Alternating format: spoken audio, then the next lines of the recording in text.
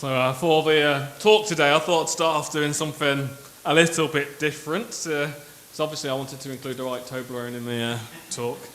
I thought, well, why not ask the AI, ChatGPT, to help me with how to put a Toblerone into the talk.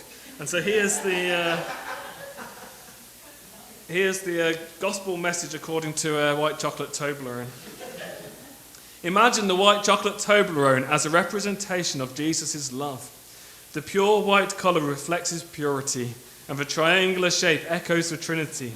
Just as the Toblerone is sweet and comforting, Jesus' love envelops us with grace and brings sweetness to our lives.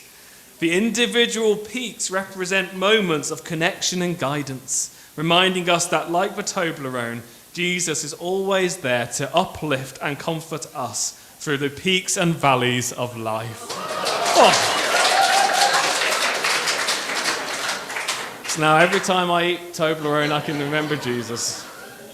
Now I also thought, as I've got it open here, you could maybe give some suggestions for ChatGPT to turn into a gospel illustration. So something that's the theme of Christmas. If you want to shout out, we'll see how that turns into pigs in blankets.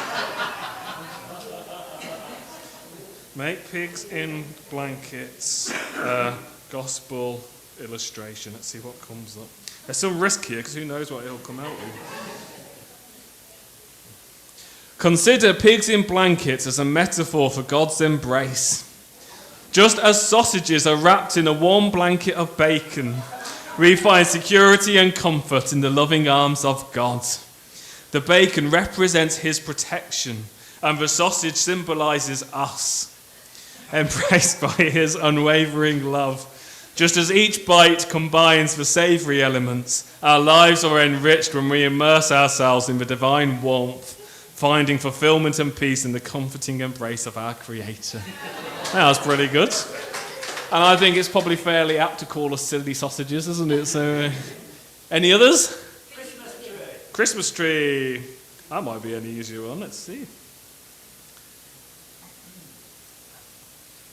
Make a Christmas tree a gospel illustration. Envision the Christmas tree as a symbol of God's love and salvation. The tree, adorned with lights and ornaments, reflects the beauty of creation. The lights symbolize the divine light that entered the world through Jesus. The ornaments represent the diverse individuals, each uniquely crafted by God. The star atop the tree signifies the guiding light of Christ.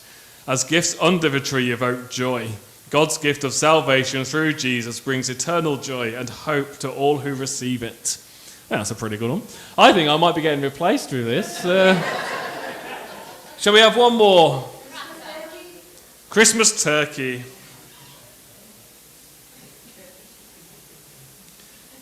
Gospel illustration. I wish it took me, it was this quick for me to write these out myself.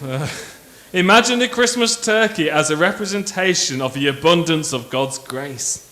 Just as the turkey is generously spread with various seasonings, our lives are enriched by the diverse gifts and blessing bestowed upon us.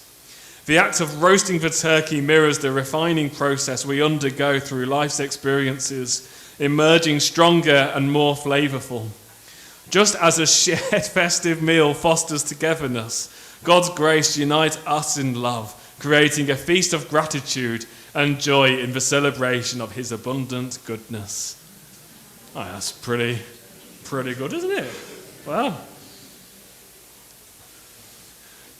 Now, I thought we could use these examples. I mean, if you want to go away, you can go to ChatGPT and try all the different elements you might think of Christmas. But I wanted to kind of highlight that really, sadly, I can't remember the Love Actually phrase. Naomi will have to remind me.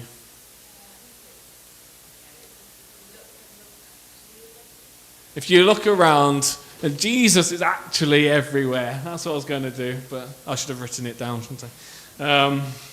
The point is actually with Christmas, there's lots of symbolisms. In many ways, they're not particularly that relevant to the story, and we could happily celebrate Christmas without all of them. They're not necessary. Jesus is the only part of Christmas that matters. But they can actually remind us of parts of a story, reminds us of the good news of Jesus Christ, as we've just heard with the Christmas tree, with the turkey, with the Toblerone. We can remember Jesus in all things because he works through all things, and he came to redeem all things.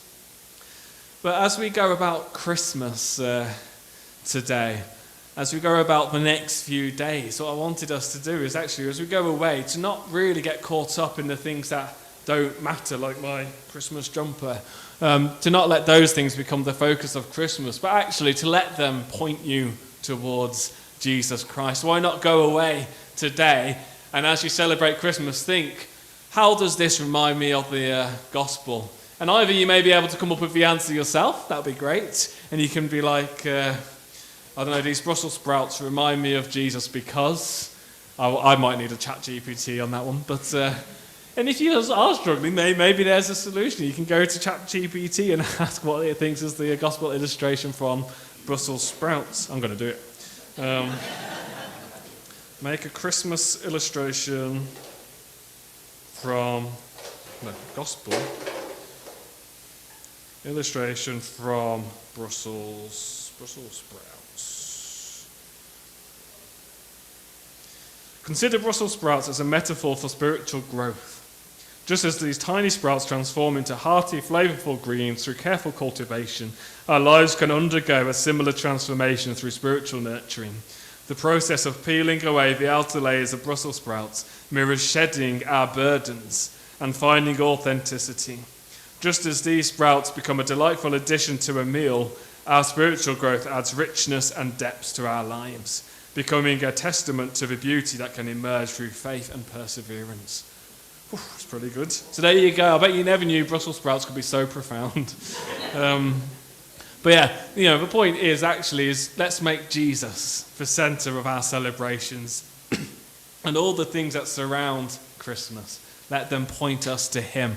And actually, let us use them as an opportunity to point others to Jesus as well, to the love that he has, the fact that he came for us, that he came to this world, he left his heavenly riches to dwell on this earth, born in a manger, with shepherds coming to visit him. He came to be amongst us as one of us, humble and lowly, so that we may gain the riches of heaven.